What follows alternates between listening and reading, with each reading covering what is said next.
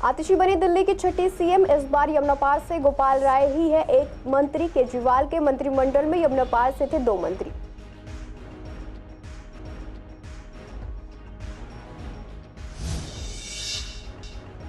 GTB अस्पताल में senior डॉक्टरों के हॉस्टल के बाहर मिला शव की अभी तक नहीं हुई पहचान। जीटीबी अस्पताल मोर्चरी में रखा गया शव। अज्ञात शव मिलने से हॉस्टल में है दहशत का माहौल।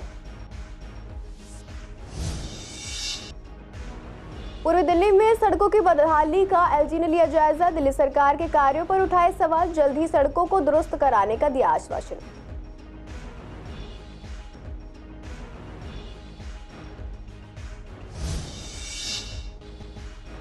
पूर्वी दिल्ली में ट्रैफिक नियमों का उल्लंघन करते नजर आए लोग। झिलमिल और सूरजमल विहार चौक पर रॉन्ग साइड से निकाल रहे गाड़ियां। रॉन्ग साइड से गाड़ी निकालकर लोग हादसों को दे रहे दावत।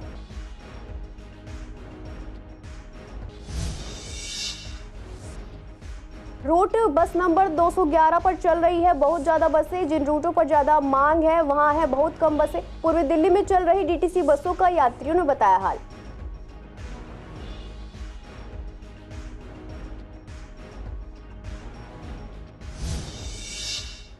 नमस्कार, आप देख रहे हैं सीसीएन लाइव। मैं हूं आपके साथ शिवानी तिवारी। स्वागत है आपका हमारे खास कार्यक्रम पूर्वी दिल्ली खास में। बुलेटिन की शुरुआत करते हैं कुछ खास खबरों के साथ।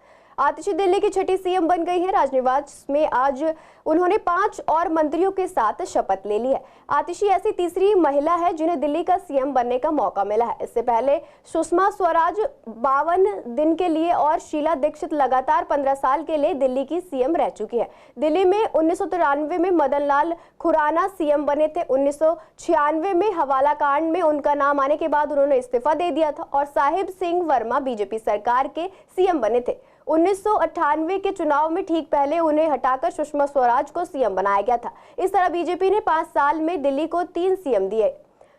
1998 में कांग्रेस ने शीला दीक्षित के नेतृत्व में चुनाव जीता तो शीला दीक्षित 15 साल तक सीएम रही। 2013 में अरविंद केजरीवाल ने न सिर्फ उन्हें नई दिल्ली सीट से हराया बल्कि कांग्रेस का अस्तित्व ही खतरे में डाल दिया। 2015 और 2020 के चुनाव में प्रचंड बहुमत हासिल करके केजरीवाल सीएम बने। अब उन्होंने चुनावों से करीब 5 महीने पहले अपनी जगह आतिशी को सीएम बनवा दिया है। अब तक की सभी सरकारों में यमुना पार को प्रतिनिधित्व मिलता रहा है। मदन लाल खुराना की पहली सरकार में लाल बिहारी तिवारी को मंत्री बनाया गया था। हालांकि बाद में वह सांसद चुने गए तो उनकी जगह पूर्णिमा सेठी को मंत्री बनाया गया जो यमुना पार से नहीं थी। शीला दीक्षित ने पहले डॉक्टर नरेंद्र नाथ को मंत्री बनाया था और बाद में अरविंद सिंह लवली ने यमुना पार का प्रतिनिधित्व किया। केजरीवाल सरकार में डिप्टी सीएम मनीष सिसोदिया के साथ गोपाल राय लगातार यमुना पार से मंत्री रहे हैं। सिसोदिया की गिरफ्तारी के बाद गोपाल राय यमुना पार से अकेले मंत्री रह गए थे और अब भी उन्हें ही मंत्री बनाया गया है। गुरु तेग बहादुर अस्पताल के सीनियर रेजिडेंट डॉक्टरों के हॉस्टल के नजदीक एक अज्ञात व्यक्ति का शव सुबह 5 बजे पड़ा मिला। मृतक के सिर पर गहरी चोट के निशान है। शव की पहचान अभी तक नहीं हो पाई है। इस तरह से अज्ञात शव मिलने से इलाके में दहशत का माहौल है। फिलहाल शव को जीटीबी अस्पताल की मोर्चरी में सुरक्षित रखवा दिया गया है। पुलिस शव को कब्जे में लेकर मामले की जांच कर रही है। आपको बता दें कि इसी महीने 5 सितंबर को भी बॉयज हॉस्टल के पास किसी अज्ञात शख्स का शव पड़ा मिला था।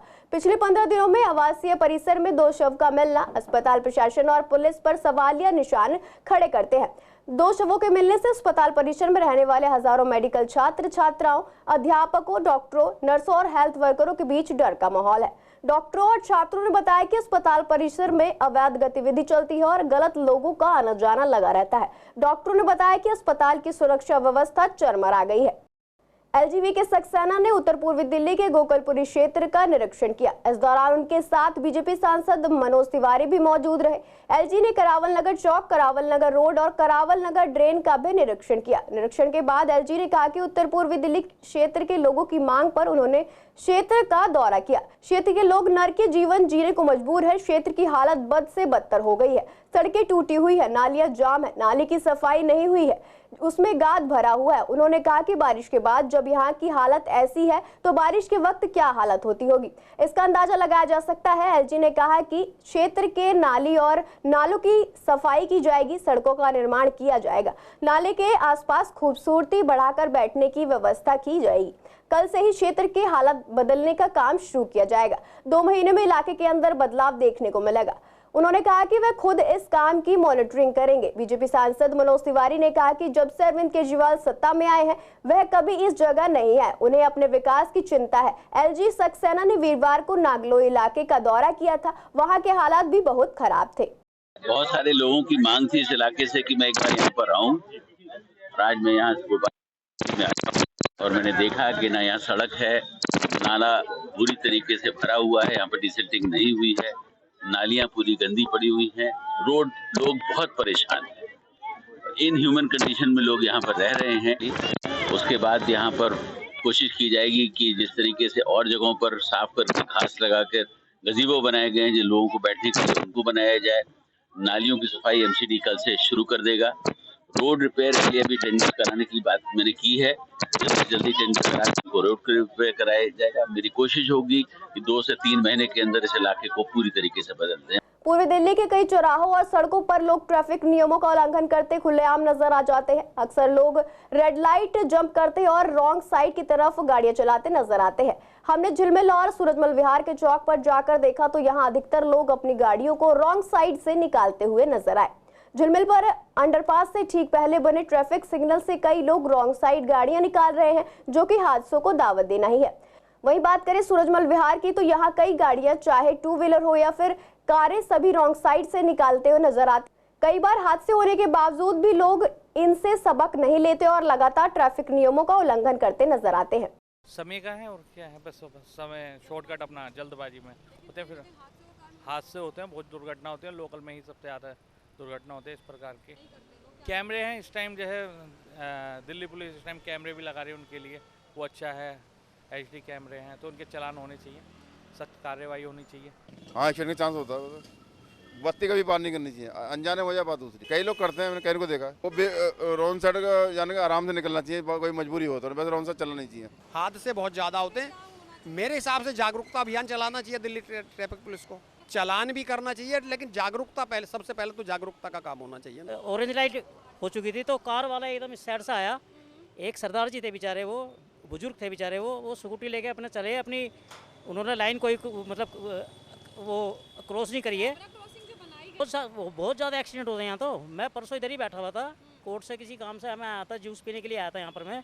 इतना ज़बरदस्त एक्सीडेंट हुआ, बहुत ज़बरदस्त एक्सीडेंट हुआ। प्रदूषण से निपटने के लिए खाली चल रही बसों पर एलजीवी के सक्सेना द्वारा दिए गए निर्देश को देखते हुए हमने पूर्वी दिल्ली के तमाम बस स्टॉप जैसे जगतपुरी, हसनपुर, आनंद विहार, विवेक विहार, AGCR, हरगोविंद एनक्लेव, लक्ष्मी नगर का जायजा लिया तो पाया कि रूट नंबर GL 23, 206A, 202, 375, 281 पर चल रही DTC की बसें खाली है और जिसमें GL 23 की बस सुविधा इस तरह है कि एक के पीछे एक लाइन से नजर आती है। जिसमें GL 23 की बस सुविधा इस तरह से है कि एक के पीछे एक लाइन से नजर आती है। जब संवाददाता ने बस में सफर करने वाले यात्रियों से बात की तो उन्होंने बताया कि बस नंबर 211 जो हसनपुर के लिए मोरी गेट से चलती है उस पर बहुत ज्यादा बसें चल रही हैं और 143, 375, 720, 623 जिन बसों की मांग ज्यादा है वह रोड पर नजर कम आती है, जिससे दिक्कतों का सामना करना पड़ता है।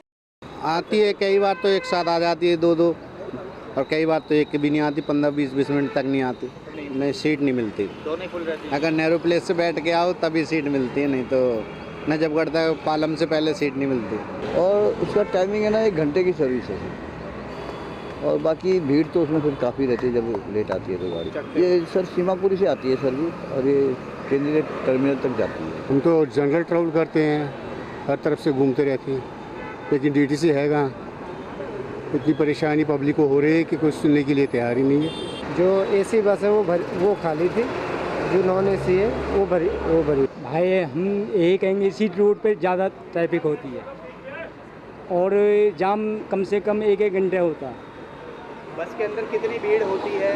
भीड़ होती है तो भाई सारे यहाँ से सीलमपुर से लेके लक्ष्मी नगर जगह भी होती है, भीड़ भी होती है।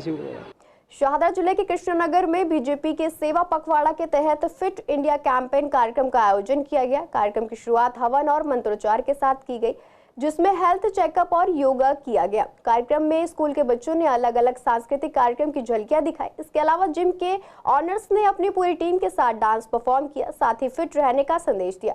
कार्यक्रम में मुख्य अतिथि के रूप में केंद्रीय मंत्री हर्ष मल्होत्रा मौजूद रहे, जिन्होंने देश को फिट रहने का संदेश देते हुए कहा कि पीएम मोदी का जन्मदिन पूरे देश सेवा के रूप में मना रहा है और स्वस्थ व्यक्ति समाज को भी स्वस्थ रखता है। इसके अलावा कार्यक्रम के संयोजक और कृष्णनगर से पूर्व विधायक प्रत्याशी डॉक्टर अनिल गोयल ने बताया कि जिस तरह पीएम देश को तंदुरुस्त रहने की बात करते हैं, उसी के मद्देनजर आज पूर्वी दिल्ली की जनता के लिए ये कार्यक्रम आयोजित किया गया है।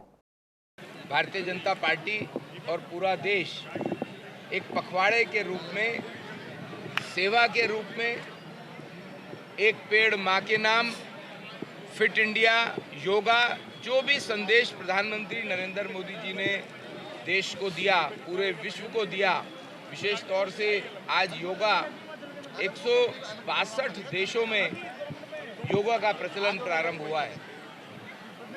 अगर व्यक्ति स्वस्थ रहेगा तो वो स्वस्थ समाज का निर्माण भी करता है और स्वस्थ समाज को स्वस्थ भी रखता है। तो उसी निमित्त आज यहाँ डॉक्टर अनिल गोयल जी और उनकी टीम ने फिट इंडिया कैंपेन के रूप में एक बड़ा योगा का कार्यक्रम यहाँ पर रखा है। सेवा पखवाड़े के तहत माननीय मोदी जी के जन्मदिन जो 17 सितंबर को होता है, उसका 15 दिन का सेवा पखवाड़ा है। उसमें जो उनका मूल मंत्र है कि देश स्वस्थ हो, देश समर्थ हो, इसके संदर्भ में हमने फिट इंडिया कैंपेन रखा, जिसमें हेल्थ चेक था, जिसमें योगा था, जिसमें पावर योगा था, जिसमें जुम्बा था। और सबसे बड़ी बात, ये सब जो कार्यक्रम थे यहाँ कृष्णानगर विधानसभा के योगा टीचर्स ने किए, कृष्णानगर विधानसभा के जिम के लोगों ने किए, कृष्णानगर विधानसभा की जनता ने किए। एमसीडी के प्रभारी दुर्गेश पाठक ने शुक्रवार को आरोप लगाया कि एमसीडी की स्थायी समिति की खाली सीट को भरने के लिए मतदान से पहले बीजेपी आप पार्षदों को तोड़ने की कोशिश कर रही है। इसे लेकर पूर्वी दिल्ली के बीजेपी पार्षदों से जब बात की गई तो शाहदरा साउथ जोन के अध्यक्ष संदीप कपूर ने कहा कि आम आदमी पार्टी डरी हुई है। उनको यह लगता है कि सत्ता में होने के बावजूद जिस तरह जोन के चुनाव में पीछे रह गए हैं, कई स्टैंडिंग कमेटी में भी हमारा यही हाल ना हो जाए। संदीप कपूर ने कहा कि बीजेपी का ऐसा कोई भी नेता नहीं है जो खरीद कर चुनाव में वोट कराए। एमसीडी में दल बदल की राजनीति होती है, जिससे आम आदमी पार्टी को अपने ही पार्षदों पर भरोसा नहीं है। वहीं बीजेपी पार्षद प्रिया कंबोज ने भी आम आदमी पार्टी का घेराव करते हुए कहा कि कुर्सी की राजनीति आम आदमी पार्टी करती है। जनता के दबाव में, भारतीय जनता पार्टी के दबाव में आम आदमी पार्टी को अब जितनी भी कमेटियां, उनका जो है गठन करना पड़ेगा। और इस समय जोन कमेटियां बन चुकी हैं। अब स्टैंडिंग कमेटी के चुनाव होने, भारतीय जनता पार्टी पहले ही स्टैंडिंग कमेटी के चुनाव में लीड ले चुकी है। 9 जो सदस्य हैं भारतीय जनता पार्टी के, 8 आम आदमी पार्टी के। अब आखिरी सदस्य का जो हाउस में चुनाव है, उसमें 26 तारीख को उसके वोट डलने हैं। आम आदमी पार्टी घबराई हुई है क्योंकि इनके पार्षद इनके काम से वैसे ही नाराज़ हैं, खासकर केजरीवाल, आतिशी और इनके नेताओं के काम करने के तरीके से। जो पार्टी बहुमत होते हुए 2 साल में कमेटियां नहीं बना पाई, वो काम क्या करेगी। तो इसलिए ज़्यादातर पार्षद इनकी पार्टी के विरुद्ध चल रहे हैं और हमें कुछ कोशिश करने की ज़रूरत नहीं है। वो खुद चाहते हैं कि भारतीय जनता पार्टी सत्ता में आए, कम से कम कुछ काम हो, क्योंकि पार्षद की अकाउंटेबिलिटी उसके वार्ड की होती है। अगर वार्ड में सफाई नहीं होगी, पार्कों की मेंटेनेंस नहीं होगी, विकास के लिए फंड नहीं मिलेगा, तो ये जो नेता बने हुए हैं ये जीरो हो जाएंगे। तो अपनी नेतागिरी बचाने के लिए आम आदमी पार्टी के पार्षद आज भारतीय जनता पार्टी के पक्ष में खड़े हैं और आने वाले 1 सदस्य के चुनाव में भारी बहुमत से भारतीय जनता पार्टी का जो सदस्य है विजयी हो। 200 चुनाव 27 सितंबर को होने वाले हैं, जिसे लेकर उम्मीदवारों का नामांकन पूरा हो चुका है और कल नाम वापसी की आखिरी तारीख थी। इसके बाद फाइनल उम्मीदवारों की लिस्ट जारी हो चुकी है और सभी उम्मीदवार प्रचार प्रसार में जोर शोर से जुट गए हैं। विवेकानंद कॉलेज के स्टूडेंट से जब हमने बात की तो उन्होंने बताया कि 6 पोस्ट के लिए 15 लोगों ने अपना पर्चा भरा है, जिसमें प्रेसिडेंट के लिए 3, वाइस प्रेसिडेंट के लिए 2, सेक्रेटरी के लिए 3, ज्वाइंट सेक्रेटरी के लिए 1, ट्रेजर के लिए 2 और सेंट्रल काउंसलर के लिए 4 उम्मीदवारों ने अपना नामांकन भरा है। वहीं उम्मीदवार अपनी जीत के लिए पूरे जोर शोर से प्रचार करते हुए नजर आए। वहीं श्यामलाल कॉलेज में भी उम्मीदवारों की लिस्ट जारी कर दी गई है और उम्मीदवारों का मानना है कि अपनी जीत के लिए एड़ी चोटी का जोर लगा रहे हैं। क्लासरूम हो या फिर कॉलेज परिसर, सब जगह जाकर स्टूडेंट को अपने पक्ष में वोट देने का अनुरोध कर रहे हैं। हाँ, हमारी सबकी नॉमिनेशंस हो चुकी है। कल हमने विड्रॉ ले लिया था जिस पोस्ट पे हमें नहीं लड़ना था, तो बाकी हमारी नॉमिनेशंस हो चुकी है, हमें पोस्ट मिल चुकी है हमारी।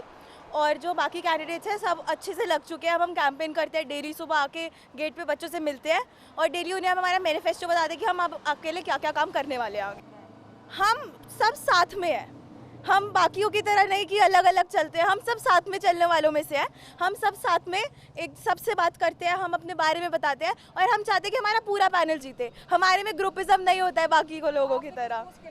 मैंने सीसी पोस्ट के लिए हूँ मैं, और मैं उसके लिए तैयारी कर रही हूँ अपनी पूरी। और हम मतलब सारे, मेरा पूरा पैनल जो है वो सबसे बेस्ट पैनल है और हम इस बार ही पक्का जीतने वाले हैं। हाँ जी, बिल्कुल फुलफिल हो चुका है, बिल्कुल प्रचार में लगे हैं।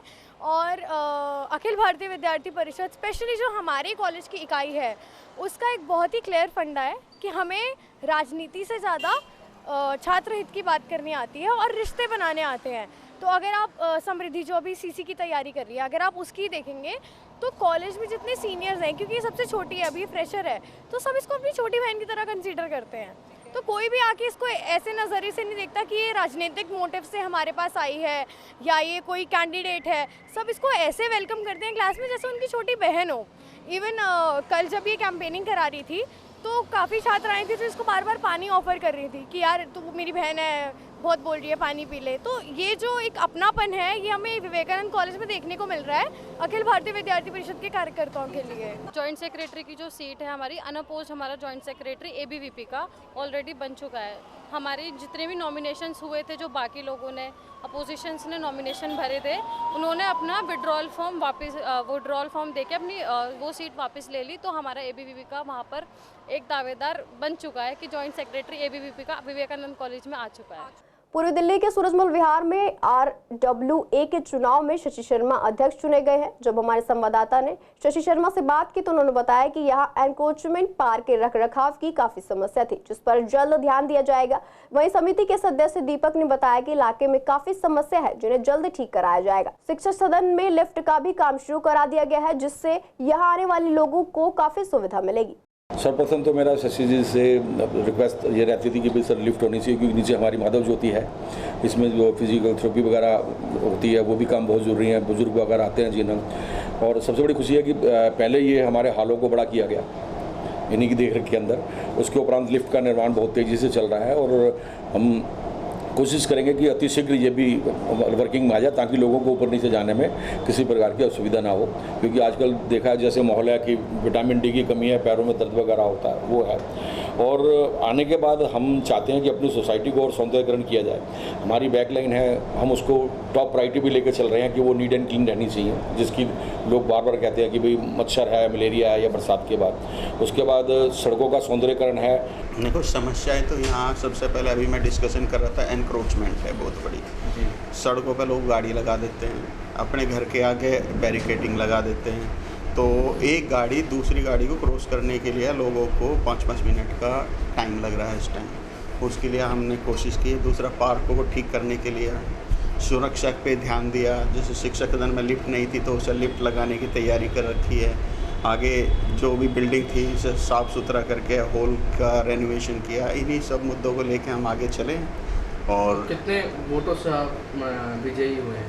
देखो जी, 244 टोटल वोट पड़े थे, तो जो मेरे विरोधी थे उसे 74 वोट पड़े और मुझे 164 पड़े, तो 90 वोट से मैं जीता हूँ। यही मांग तो मेजर तो यही है कि अपना जो पार्कों की समस्याएं हैं, लोगों की रोड की समस्या है, पानी की समस्या है, जैसे पानी नहीं अच्छा आता, बिजली की समस्या है, वो उसके लिए हम थोड़ा प्रयास करेंगे कि वो ठीक कराया जाए। 1970 से आप यकीन मानिए, and I know everybody frankly speaking in the society में। सोसाइटी में हमारे जो मेंबर हैं इतने बढ़िया हैं, पढ़े लिखे और एक्सपीरियंस्ड।